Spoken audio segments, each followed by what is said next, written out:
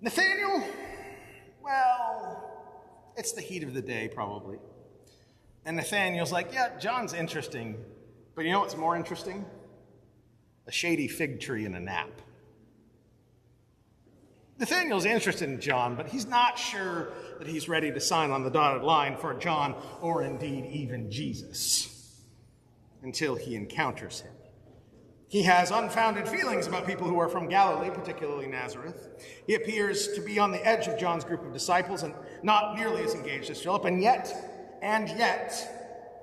it is Nathaniel, not Philip, not Andrew, not Simon Peter, not anybody else. It is Nathaniel, out of everyone who will become Jesus' disciples in John's gospel, is Nathaniel who is the first to recognize who Jesus is.